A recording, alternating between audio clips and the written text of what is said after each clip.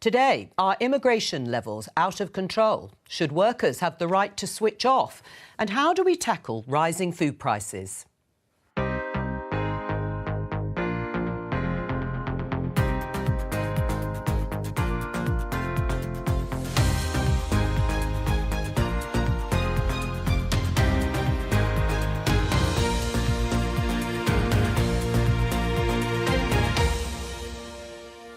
Joining me on today's Politics Live, the Conservative MP Ben Bradley, Shadow Leader of the House of Commons Thangam Debonair, Rachel Cunliffe of the New Statesman and the former Conservative MP and now member of Reform UK, Anne Widdecombe.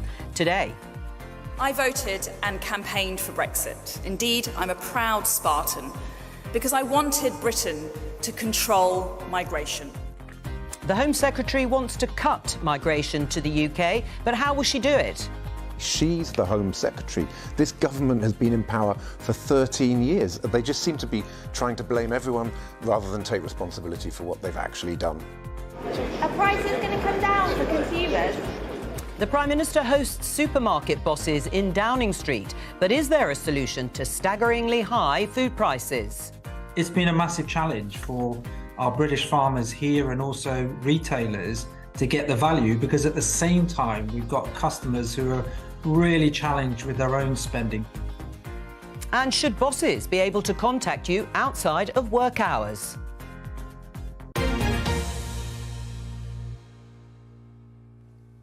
Let's start with this headline in The Guardian. It's in response to the Institute for Fiscal Studies, who's done some number crunching. 1 in 5 workers, it says, will be higher rate taxpayers by 2027. This is the consequence of tax thresholds being frozen for several more years. And it means that the number of people paying income tax at 40% or above, the higher rate, will reach 7.8 million people. That's 1 in 5 taxpayers and 1 in 7 of the adult population. Are you comfortable with that, Ben?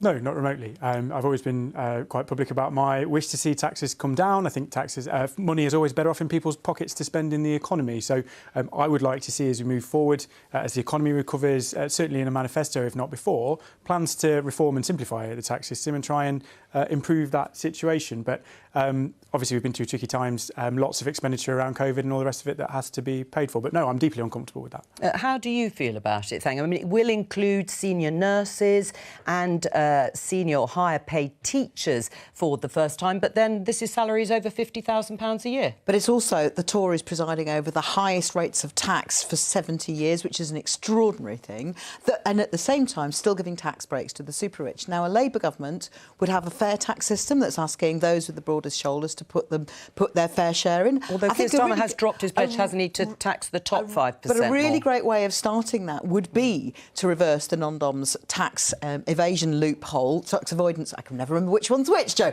the tax loophole, and that would help us to put more money into the NHS, and that would make a direct difference. Now, I think there are various things the Tories could do and the Labour government would do, and the Tories are choosing to preside over this. And Ben, you can't just say you regret it. You've been in power an awfully long time now.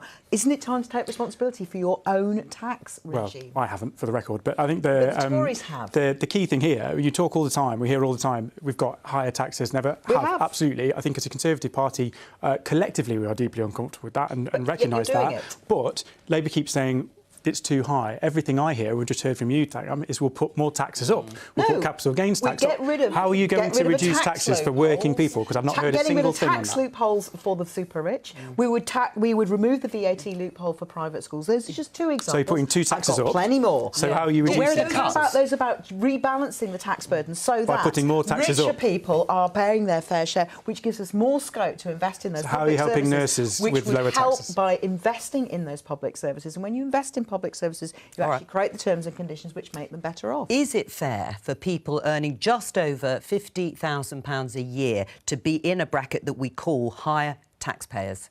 I don't think it's fair for them to be in that bracket without there having been a conversation about it. And the point about more people being brought into that tax bracket is it's essentially a tax increase by stealth. The government is counting on the fact that because of inflation, because wages are rising, fiscal drag means people are put in this tax bracket without necessarily realising that that is going to happen. I mean, Ben mentioned capital gains tax a moment ago. We're talking here about earned income, about workers, how much tax they're paying. Unearned income is paid at significantly lower. The Prime Minister's own tax rate over the course of all his earnings was, I think, something like 22% on earnings of millions. So you'd like to see capital gains tax equalised perhaps with the higher rate of tax? Perhaps. There were all kinds of distortions in our tax system that actually mean if you're working, you're in a worse tax position than if you're not working and just making money off the investments of somebody else. Are you comfortable with the idea of many more workers in the country, including nurses and teachers, that are going to be dragged in, as we call it, that fiscal drag, into that higher rate?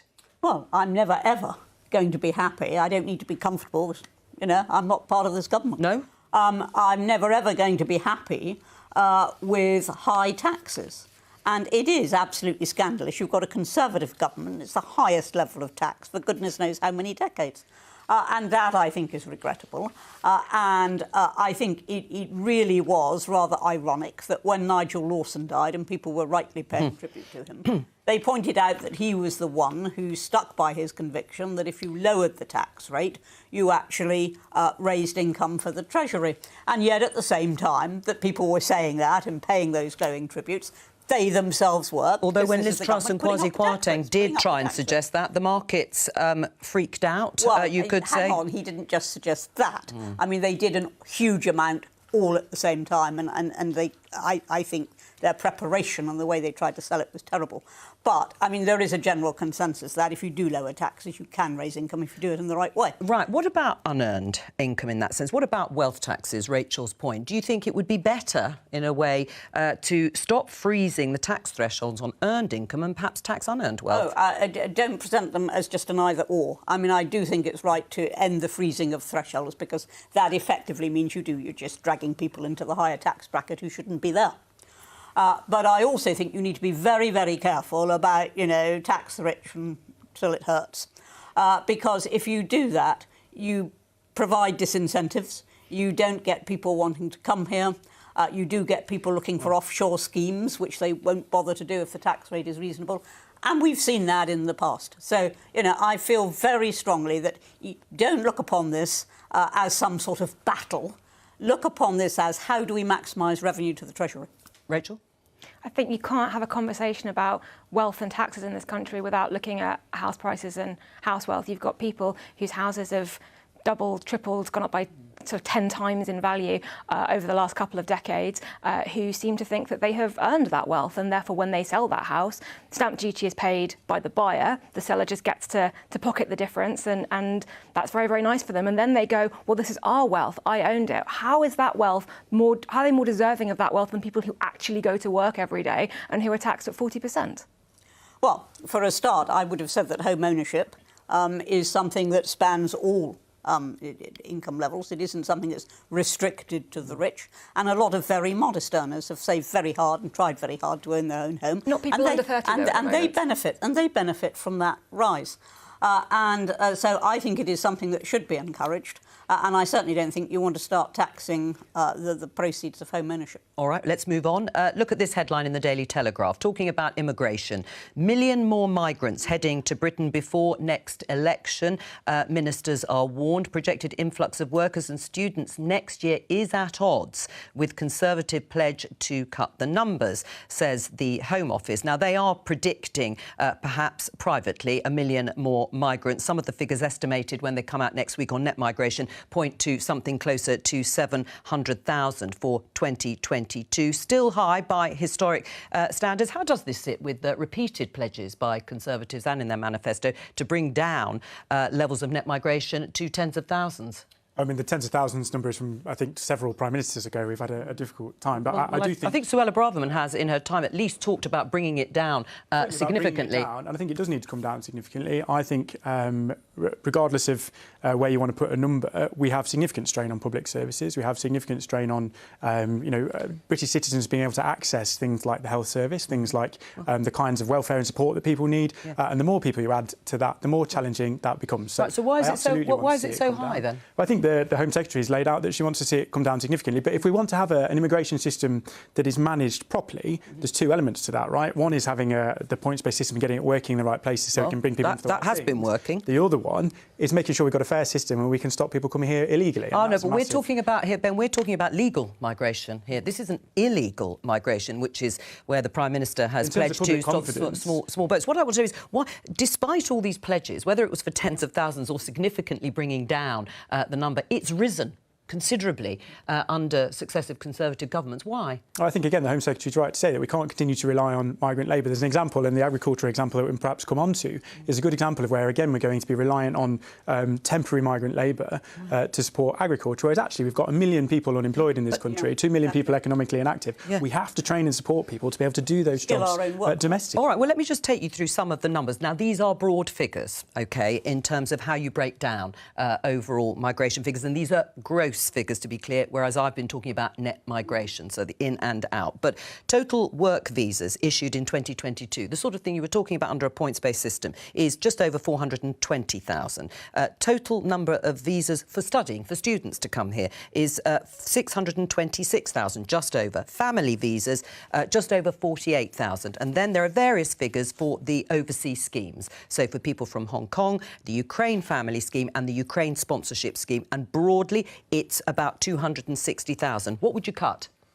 Well, I think we need, as I say, we've become very reliant over a long period of time because of free movement on that movement of labour that we can no longer rely on, we shouldn't rely on. And therefore, so you'd cut the work visas, you'd cut the 423,000 work visas. Reduce the amount of people coming here to work and train the 3 million people in this country who are currently out of work. All right, well, where would you cut the figures, if at all? Well, one of the things we would do is notice the connections here. Ben talks about strain on public services. In fact, the NHS has a huge workforce gap, which successive Tory governments have failed to address, which is one of the reasons why we have people coming here on work visas. And incidentally, Ben, not because of free movement of people within the European Union, because we're out of that now.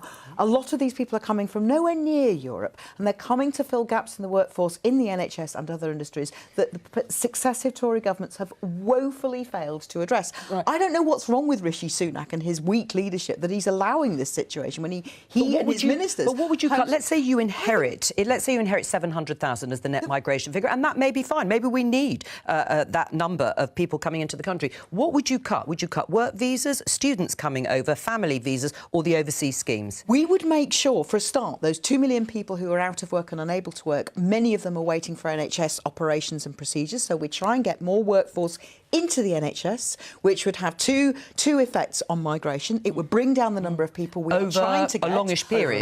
Yes, but it's at least it's a plan, Ben. Where's yours? I mean, and then we would also be getting people treated. She is the Home Secretary. I think she's in charge of immigration right now. And so she's basically criticising herself. You've been in charge for 13 years, Ben. Do you admit it's a failure? It is extraordinary I that think weak leadership from the top, weak leadership from Rishi Sunak has led us to this situation where you guys are literally fighting with yourselves over your own policies. We're in a place now where Labour's position on what we would do is exactly the same as what the Home Secretary said she is planning to do. That's where we are. I do think we lead where you follow.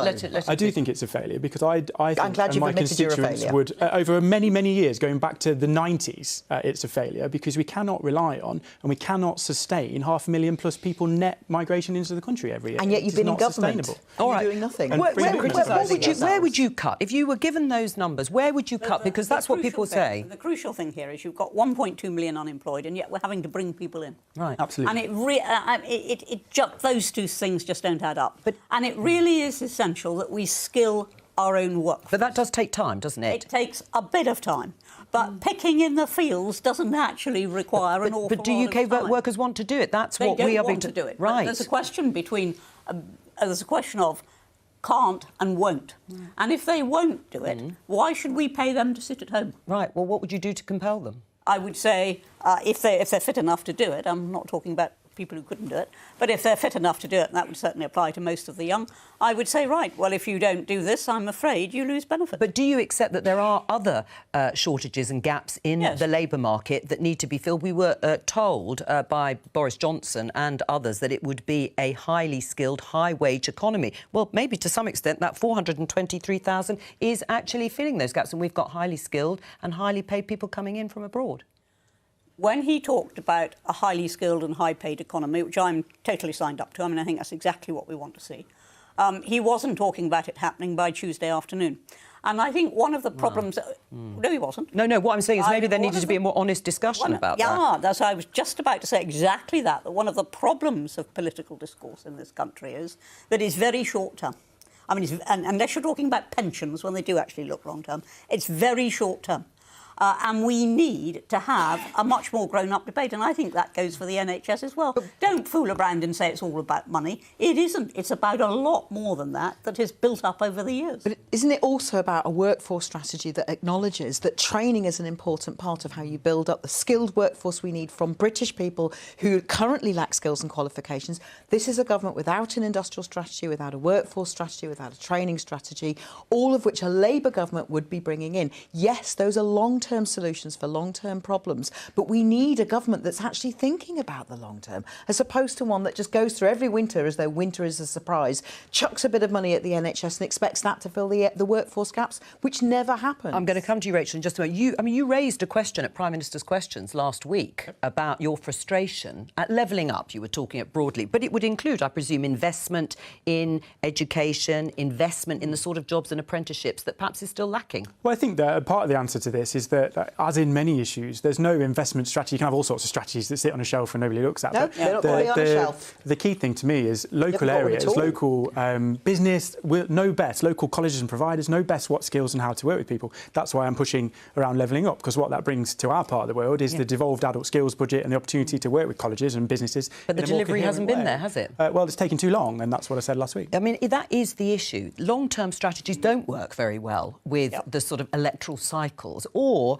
perhaps, as people felt, they were promised in the referendum that these things would be quicker than they've turned out to be. I mean, I think the entire premise of this whole conversation is flawed, I'm afraid. I mean, we've got the caption on the TV at the moment that's reading, is migration out of control? No, it's not out of control. It's being controlled by the government. These people, we're not talking about illegal migration. We're talking about legal migration, people who have been granted visas for studying or for work because of the points-based system that the government said it would introduce, and now it has introduced it. And actually, public sentiment, I'm sorry, Ben, really isn't with your particular line on this at the moment. All of the anxiety... Come up to my constituency and have that conversation. I'm sorry, but the national polling shows that people are concerned about control over immigration. But if you talk about numbers and you say, how about people coming for these jobs? How about people coming to work in our NHS, in our care sector, to pick our fruit? A majority of people want migration levels to stay the same or increase. You are in a minority here. The whole point of Brexit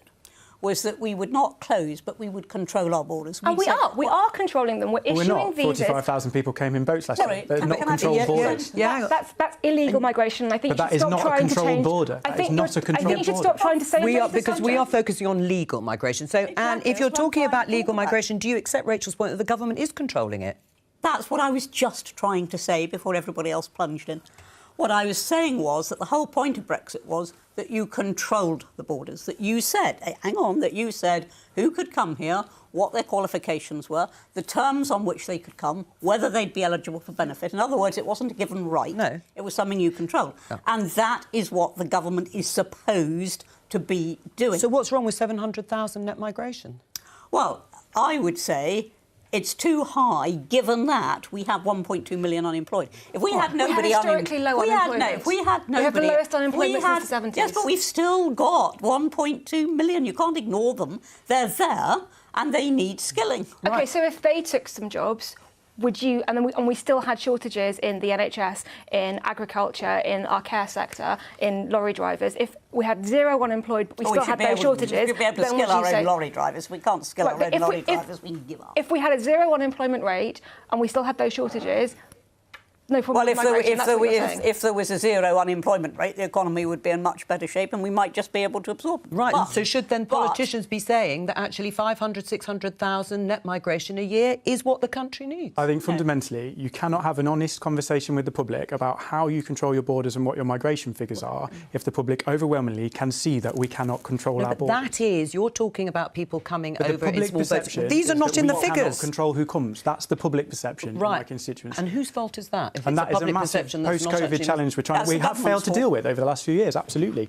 And we've made steps and we're making steps to try and do that, much to the anger and fury of huge proportions of I think it's incredibly disingenuous for you to combine the issues of legal and illegal migration. They are completely separate issues. They are separate issues from a policy perspective. But we're having a conversation now. We cannot control who comes in and out of this country. If they're confused, they both add maybe up to it's a huge strain on the infrastructure. They do, absolutely. If they are confused, maybe it's because you're on this programme ostensibly to talk about legal migration, and at every turn you have tried to turn the conversation to illegal migration. Surely you, as an elected MP, should understand the difference and how those are different policy challenges. I understand you have to have confidence in a system, and the impact on the infrastructure is the same. All right, and we'll come on to the infrastructure in just a moment. Let's talk a little bit more, though, about low pay, or certainly for certain jobs. Do you think Brexit, to some extent, has had an impact, Thangham, on boosting wages for some low-skilled work, which was the complaint, actually, under Ed Miliband, and when he was Labour leader, that actually there were people coming in from the EU and undercutting, he felt, certain industries.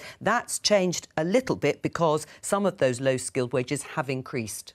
And I'd like to see all employers pay all their staff decent wages, decent terms and conditions, and have training. But that has to be part of an industrial strategy, and it also has to be led by a government that actually sets out to achieve those things.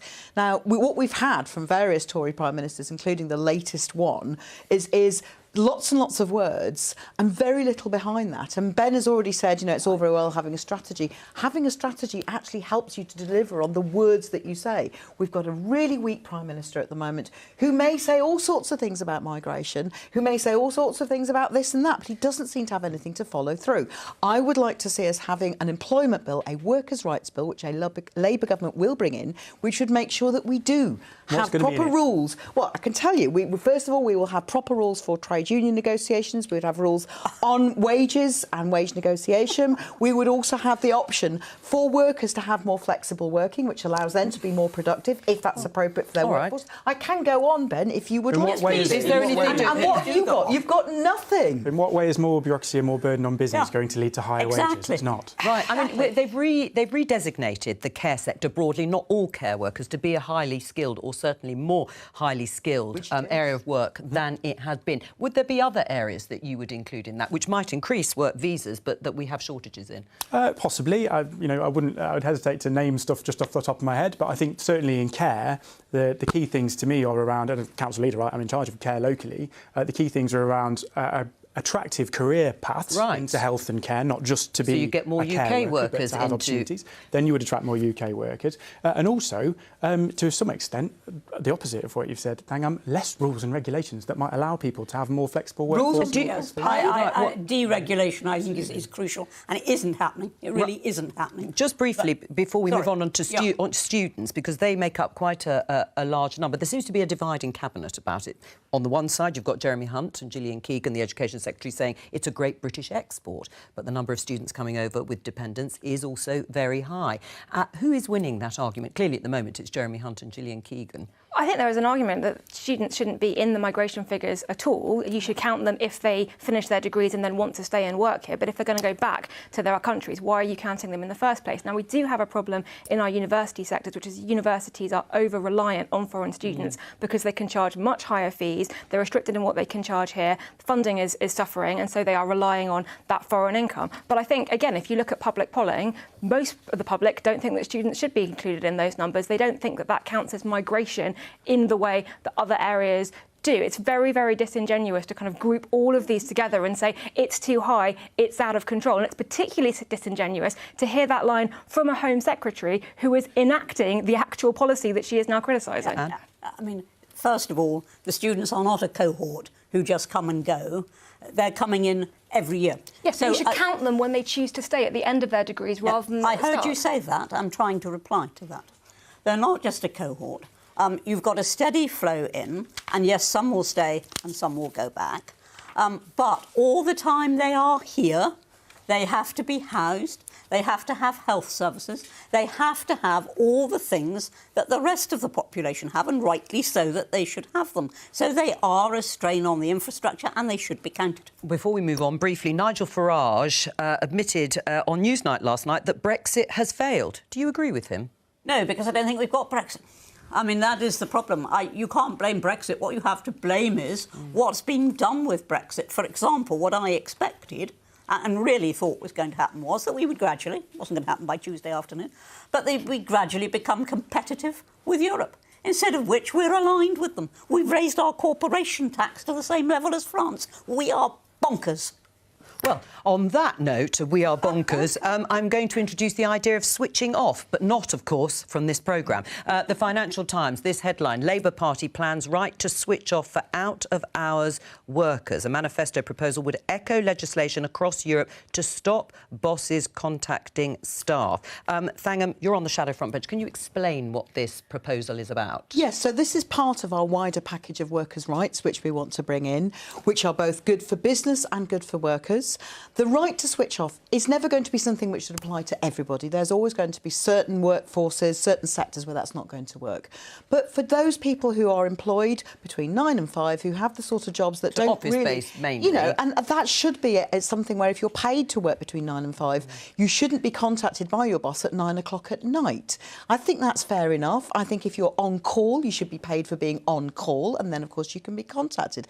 This is just about a reasonable, fair way of organising the workforce, because healthy, happy workers make better workers in any case, and to be constantly on call, to be constantly thinking if I don't reply to my boss's email at 9 o'clock at night, that's not a good way to treat with a workforce. And would it be enforced? Would it be compulsory? Would there be sanctions? Well, we want to work with employers and trade unions on how that could be effective. And I think it's important that we recognise this won't apply to every sector. There will be some sectors where that doesn't work. But we're working on this policy at the moment. And as you said, it's something that we're looking at to bring into our manifesto commitments as part of a wider package of workers' rights reforms. What's wrong with it? Sounds like a massively top-down, meddling, burdensome set of regulations, to be honest. And actually, increasingly, more and more businesses and more people work flexibly, more and more people work from home. That's so out of touch with the changing nature of the workforce. And actually, why should the government decide when people can and can't email their staff or their employers? Standards. You can't legislate for common sense and proportionality. Absolutely. You can't legislate for those. You wouldn't they are things which a boss and his staff either have or they don't. The idea that you can legislate as if it's one homogenous thing is just a nonsense. When we legislated for the Minimum Wage Act, people told us the world would end, and it didn't. It just meant people were paid better. But you said you were going to pay vastly more than you actually paid. And we have seen an improvement in workers' rights under successive Labour governments, which then get undermined by Tory governments, under which we've also got stagnant rates of growth, stagnant rates of productivity and staggering rates of complacency. Adding more bureaucracy to business will help with nothing growth. you're doing is helping, is it? I think that with a weak Prime Minister, which we have at the moment in Rishi Sunak, it's about time we had someone who is a good leader, who sees that having good workers' rights has always improved rates of productivity, and that's what we want to do. I mean, things have changed, haven't they, since COVID? You're right. Flexible working has become much more prevalent. But also, there are shortages in the workforce because there have been lots of people in their 50s, in my age group, that have left the workforce. Retaining people has been tricky. Would this not help? No, I think it would make it harder because you're limiting the flexibility that business has to employ people. What we need to do in that space is change, and we, you know, as a council, we're changing our HR proposals so that we can go to that group, particularly over 50s, and say, how can you work for us? How can we be more flexible? How can we support you to help us with our gaps? Not to say from a government level, there's this blanket regime that we're going to enforce on businesses. It'll only make it worse. Rachel? One of the few benefits of the pandemic and of changing working practices was everyone went and worked remotely, and employers realised that employees could do the jobs from home, and actually if they worked flexibly in a way that suited them, they were more productive. What has the government's response to that been? Lazy workers need to get back into the office. Barely a week goes by until you see a Conservative minister, Jacob Rees-Mogg was big on this when he was in Cabinet, but others do it too, saying, why aren't the workers back at their desks? Why aren't they back there? Why are they not working at home? One of the very few benefits that we've got from this mass experiment in home working people enjoy it. People work more productively. They work more flexibly. They can get more done. It's great for working parents who have to schedule their work around the school day. Well, that would make it more difficult then, wouldn't it, to say out of hours, you can't call me if you were perhaps going out in the afternoon and then wanted to work later in the evening. I didn't say I was a supporter of the policy. I don't think the government should be getting involved in it. I think we should be having a conversation. Any government. No, I think we should be having a conversation about fair expectations that workplaces place on their workers. I think we should definitely be having a conversation about some very, very dangerous sounding things like workplace surveillance, where bosses are looking at their employees' keystrokes when they're working remotely and all kinds of things like that. I think it has to be part of a wider conversation, and I also think that anyone who expects their staff to reply out of office should at least supply them with a work phone, which most of them don't. But overall, this is a conversation about trust, people working in a way that suits them, and the government not getting involved by demanding that you go back to the office because, they're invested in the real estate sector? Well, should we not then trust two adults, boss, employee, or whatever relationship, to be able to have that conversation? Jacob Rees-Mogg keeps telling bosses, two adults, to say that you should be back at work. I mean, this is ridiculous. We are talking about a process whereby we would work in partnership.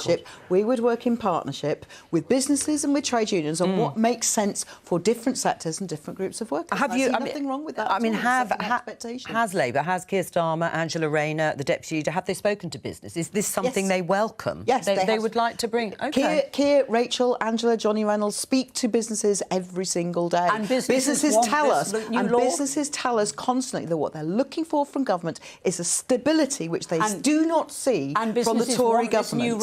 And they want us to provide that stability. They want us to provide stability and stability of an economy, and that's what we're talking to them about. Would you answer my question?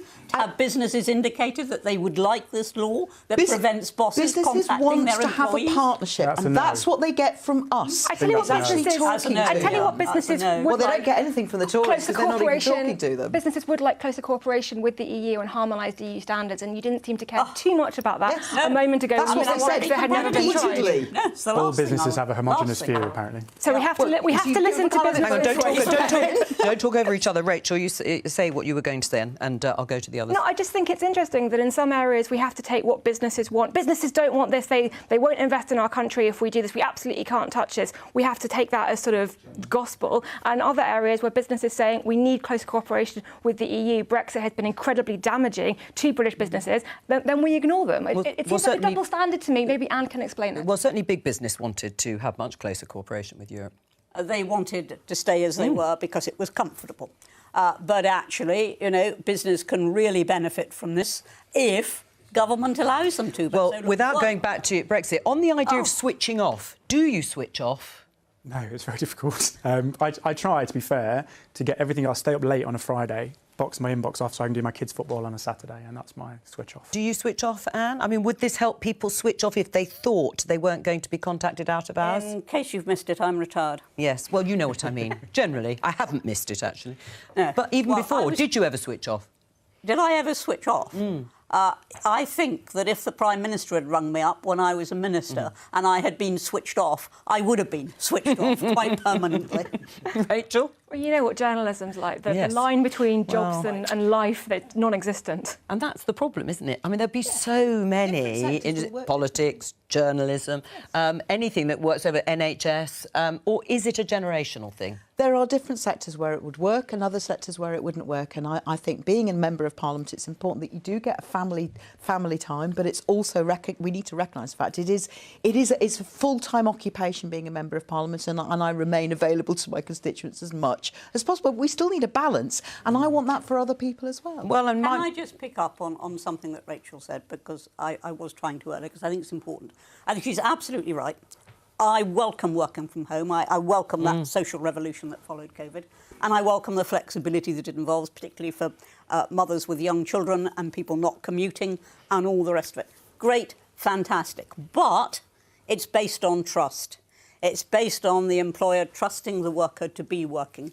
And because of that bond of trust, It's got to be possible for the employer to ring up outside standard office hours because that person isn't working standard office hours. Right. Well, the one final thing is presenteeism, as I think it was called. People staying late, sitting in the office for hours and hours, but not actually really doing anything. It looked good, but it wasn't very productive. I mean, do you think this sort of proposal could end that idea of people just trying to prove that they're working long, hard hours when actually they're not? I mean, I think COVID has kind of already done that, and you no longer get points simply for sitting in an office not doing anything. You also no longer get points for turning up at the office very obviously unwell to give your virus to literally everyone else because you were afraid to take a sick day. So yeah, there are benefits of the way the pandemic has changed working practices, and trying to sort of go back in time and say it never happened. Like, why would we get rid of one of the very few positive things that has happened over the last couple of years? But why try to over-regulate it, which is what Thangham wants to do? Let's show you this. Let's show you this. We're talking about food. That's because there is a Downing Street summit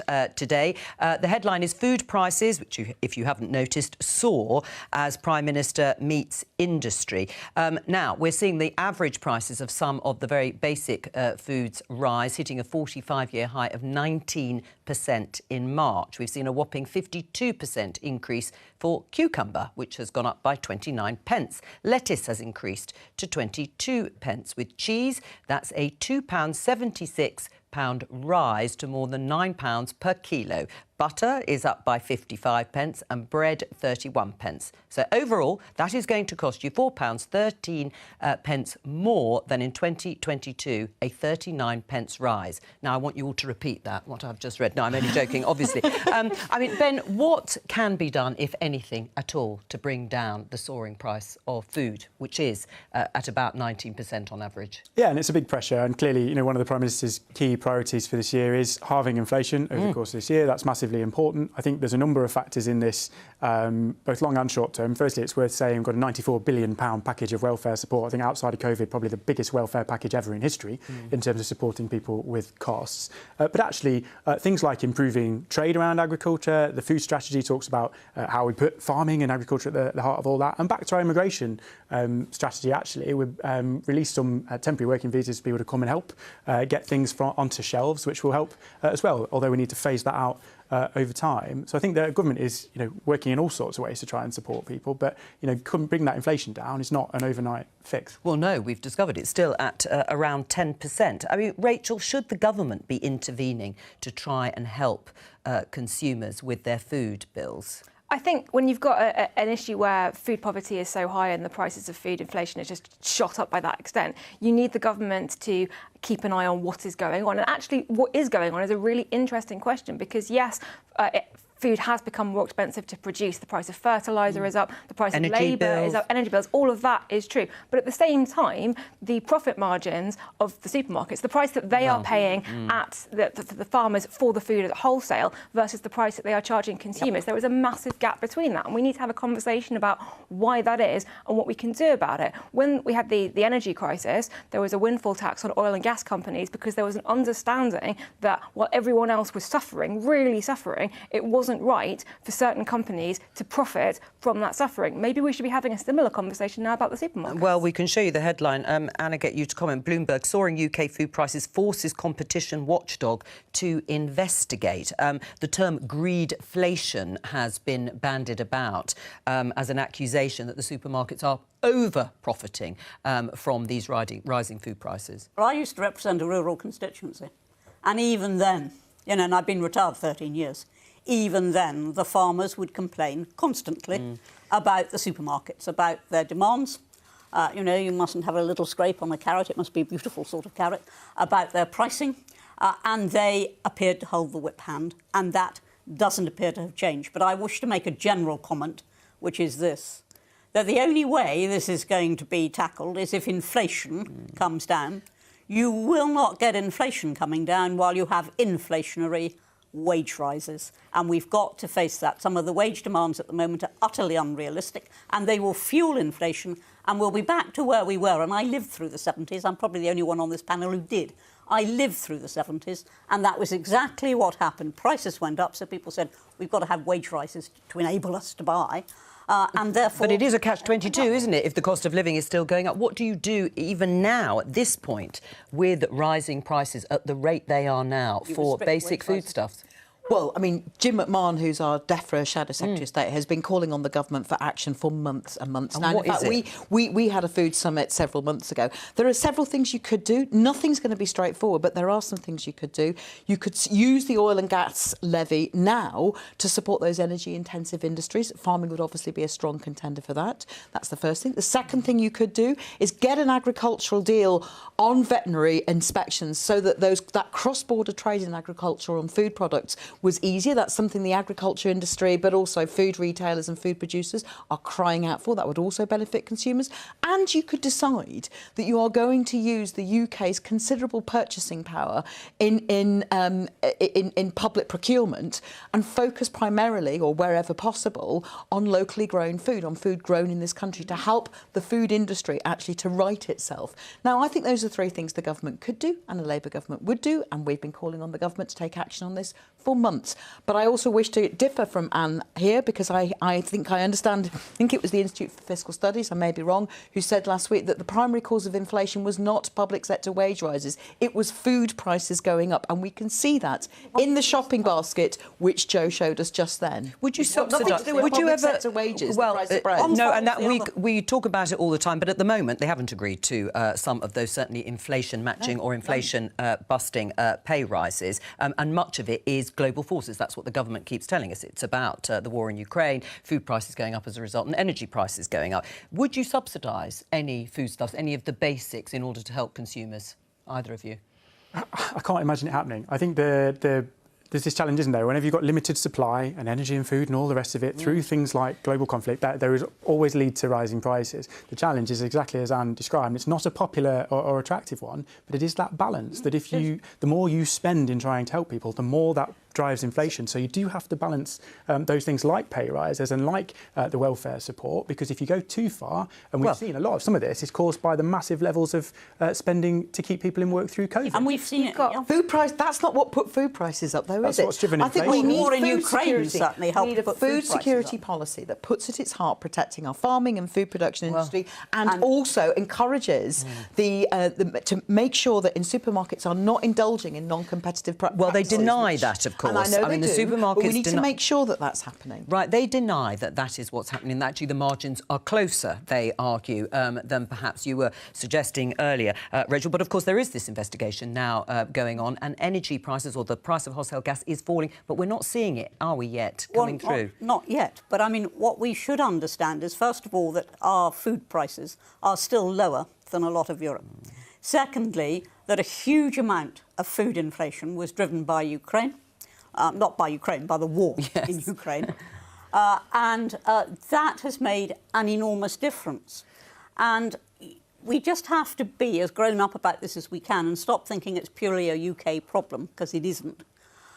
And we also just have to learn the lessons of the past, as I've already said, which is that prices follow wages, prices follow wages. We've seen it. Yeah, but what do you say to consumers who We've literally can't afford to pay even for some of the basics if they've gone up the way that cheese sandwich has with all its ingredients? Well, then you don't do the cheese sandwich.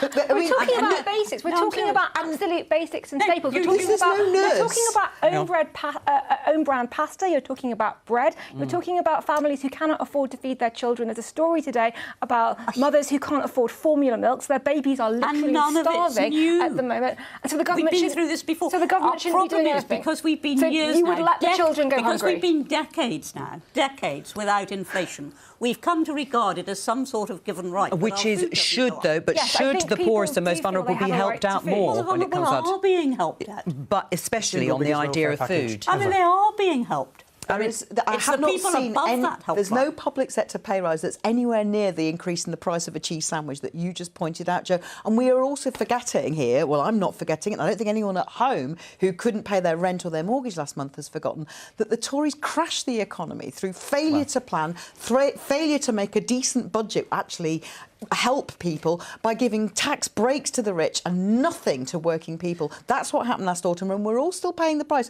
We can't just pretend this is all about the war in Ukraine, because it isn't think of the just about the war in Ukraine. It's COVID, not just the trillions that were spent to make quite That's not what's put the price of cheese to make up. quite certain that people could be paid even if they couldn't work. That's not what's put the price of cheese up. Do we have to accept that we're going to have to pay more for food, even if the rate at which prices rise start to fall? I think so. If inflation comes back down to 2%, food will still be more than it was 18 months ago. Completely will. I mean, so when people say or hear the Prime Minister saying we're going to cut inflation, or it's going to be hard, people, still, we all have to realise that it's still rising. It's the rate of inflation. Absolutely. So do we just have to accept we're going to have to pay a lot more for our food? Sure, I think we have to accept that we're going to be poorer and that fuel is going to be more expensive and that food is going to be more expensive. I just don't think that's a particularly compelling message for the Tories to take to the next election. But it's quite a compelling message. Just to round off the show there, that's all we have time for today. Thank you to all of our guests. Bye-bye.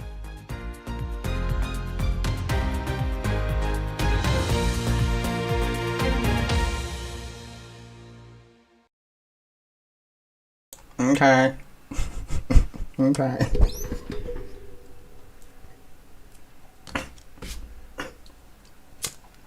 The entire inflation thing's just complete bollocks, really, isn't it? I mean, just really it is. If you look at the actual wages of the average person, they haven't gone up for about fucking 20 years. No jokes. About fucking 20 years. I mean, the minimum wage now in the UK, up north would be different than down south, clearly, because down south's a bit more expensive. In fact, probably a lot more expensive, depending on where you live. But the minimum wage right now should be about fucking at least 17 quid. At least. Down south should be about 25. Fuck's sake. Like, workers haven't had a fucking wage rise in ages compared to the productivity of the country. Productivity keeps going up. But our wages have stayed the same. And the rich have got stupidly fucking richer. Wonder why that is. Let's not forget, we've only just got the minimum wage. And it's creeping up as slow as a fucking snail trying to win a race. And that was before the whole, the sky's going to fall down if you get a minimum wage. And why do you need a minimum wage anyway? Because the fucking people who employ us are scrupulous bastards who want you to work for fuck all in the first place. Now, if you look like a Scandinavian country like, was it Sweden, I think? Sweden doesn't even have a minimum wage. They've just got fuck tons of fucking unions that literally say, nah, we're not working for pennies. So you've got two choices. You can actually go full union, where you can negotiate in the industry or whatever. I don't think it'll be the same for public sector workers. You could make it. I mean, they've got unions, so you could do the same thing there, but that'd be weird. I don't really want to go on a strike every 5 minutes. But whatever. Or, you can fucking pay people a decent fucking wage. Now, I suppose it depends on your business model or whatever. But, excess profits. Like the food thing there. The head of Tesco's, if you remember correctly, a couple of weeks ago, he was on Laura Koonsberg. What did he say? He said we're being ripped off by the very producers who we're buying our shit from. That's why you don't see some of the products on our shelves at Tesco, because we know we're being overcharged for it, so we just don't buy it anymore. This is literally what's been happening across the industry. Because don't forget, all the prices shot up during COVID. I know this is a fact of someone who likes computer gaming. The price of a fucking graphics card is twice the price, 3 times the price of what you would normally pay for one. You should be able to build a fucking computer, an entire computer called rigs. You could build a computer for $1,000. You'd be lucky if you can buy a fucking graphics card for $1,000 today. The RX 4090, $1,200, but it's not even 12, it's $1,600. That's a lot of money for a graphics card. That's not even a computer. It's just one thing that goes in your computer. One component. Fuck that. No, not paying that much. You want to sell you a fucking 4060 for 400 quid? No. Fuck off. You should buy them for 100 quid. Not fucking paying 400 for that garbage. No, fucking no. No. Everybody's getting ripped off, and the entire thing of inflation is bollocks. Complete fucking bollocks. If anything, companies are making more fucking money now than they ever did. Because they're blagging you, just like these fucking Muppets. Who tell you that wages will cause inflation. No, it didn't. And it never will. And she's saying in the 70s, 70s is a completely different story than it is now. And who fucked the economy then anyway? Why did we have fucking fucking Tories again? Fucking why? Tories always fuck up the fucking country. Fucking hell, don't even get me started on fucking Black Wednesday. Useless twats. Anyway. I don't know. I'm gonna have a long waffle today. I've got to go and watch fucking League of Legends. I've missed twice. I've missed like 4 matches already. Since like... Yeah. I've got to watch G2 play now anyway. So... whatever. Anyway, I will see you all tomorrow for Prime Minister's questions, etc. So, enjoy the rest of your day.